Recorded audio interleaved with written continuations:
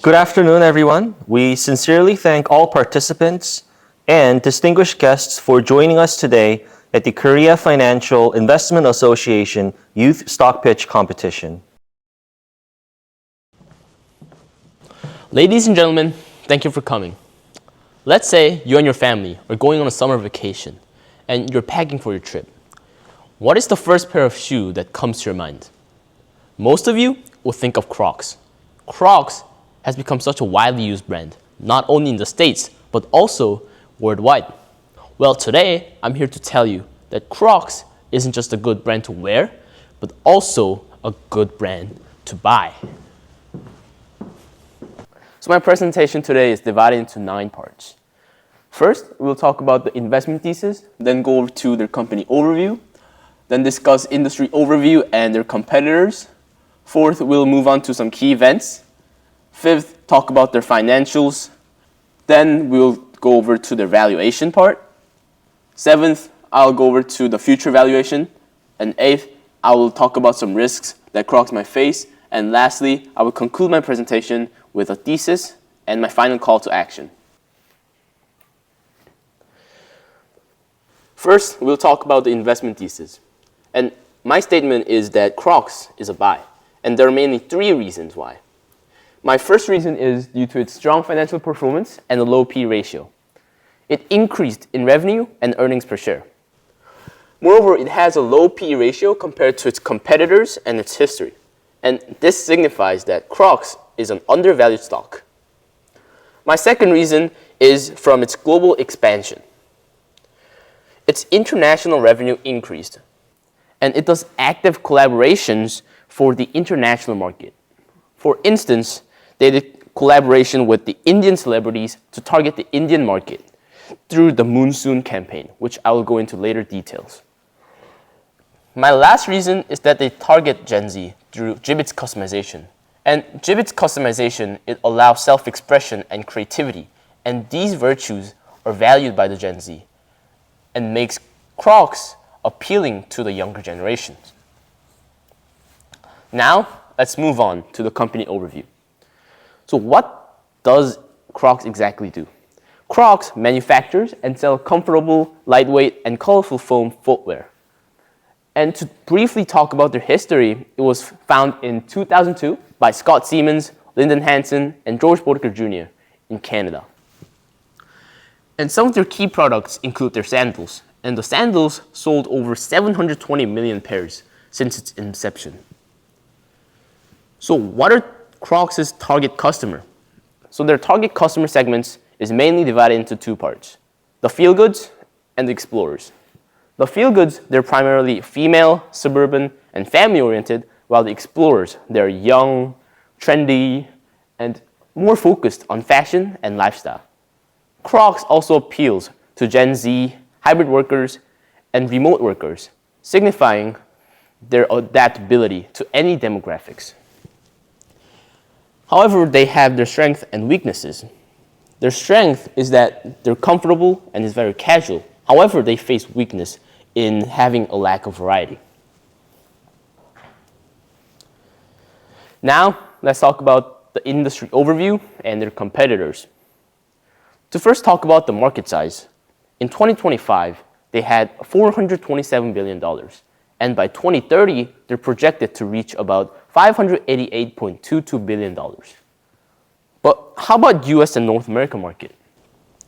The foreign market in the US is projected to grow at a continued annual growth rate of 3.7% from 2025 to 2030.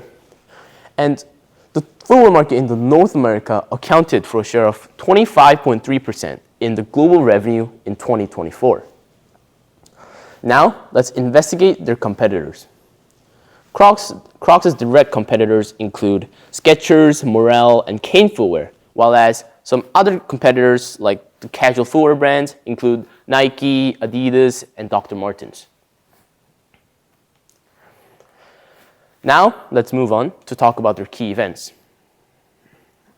They did influencer collaboration, and one instance is the Salihi Bembury with Crocs Juniper, further accelerating Crocs' success. Also, they did environmental campaigns, For instance, worn shoes were donated to Souls for Souls or recycled, and this aimed to make a circular economy and improve Crocs' brand image. We'll talk about some more key events that led Crocs to be even some more successful company. They had their social media surge, the Splash Your Style campaign, and that recorded 110 million Instagram views, 54.7 YouTube views, with 48 million plus social mentions. And this allowed Crocs to gain international popularity. Then they also did emotional branding through the Jibbitz customization. They launched customizable trinkets. And for instance, they also launched these in India, where they did monsoon-themed designs. And these allowed users to write their own story through the Jibbitz customization, making Crocs even more successful company. Now let's move on to discuss their financials. In 2025, their consolidated revenue marked $937 million, and it's an increase of 1.4% compared to last year. And their direct-to-consumer revenue also increased by 2.34%.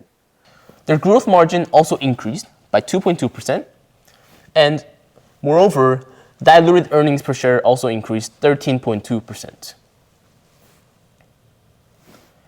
Now, let's dive in deeper into their financials. Their revenue increased 4.2% and is $762 million. Their direct-to-consumer sales also increased by 2.5%. Not only that, wholesale, which is $477 million, also increased by 3.2%. However, their North American sales slightly decreased, and it's a decrease of 3.8%, marking $369 million. However, the international sales outweighed this situation, as it increased by 12.3% and is currently $393 million. Now, let's talk about the part that we're most interested in, the valuation. First, let's talk about their PE ratio and price earnings per share. Their current stock price is $105, and their EPS is $16.3, and their PE ratio is 6.5. And their historical PE ratio is 10 to 18, and this suggests that currently their PE ratio is slightly lower than their historical terms. And to discuss and compare Crocs' PE ratio to other companies, Nike has a 33 PE ratio and Skechers has a 15 PE ratio. And although Crocs has a lower PE ratio compared to its competitors, it further reinforces the fact that Crocs is such an undervalued stock. Let's discuss their future valuation. Their expected EPS is around $12.5 to $13.5, with their forward PE target being around 10 to 12. And to find the lowest and highest possible price range of their stock price, the lowest one is $125, with highest being $162. And to average them out and find their target price, it becomes $144. And because current price of Crocs is $105, the average and the target price is an increase of 37%, signifying Crocs' potential to grow. Now, let's discuss some of the risks. First is their declining performance of HEYDUDE. Their revenue decreased by 9.5% and is currently $176 million. And not only that, wholesale also increased by 17.4% with $111 million. And Crocs has to consider the tariffs for the second risk. And because its international revenue is increasing, tariff might cause some trouble for Crocs. As tariffs, the international revenue is vulnerable to US tariffs and trade tensions. And lastly, the declining North American sales. North America market is saturated, meaning that Crocs has possibly limited growth in the North American region. Now, let's conclude my presentation. My final call to action is to buy Crocs. And there are 4 reasons, which are it has a strong financial performance, it has a low P ratio compared to its competitors and its historical PE ratio, and it has a global expansion, and as the campaigns target Gen Z, which boosts their popularity among the international market. So my final call to action is to buy Crocs. Thank you.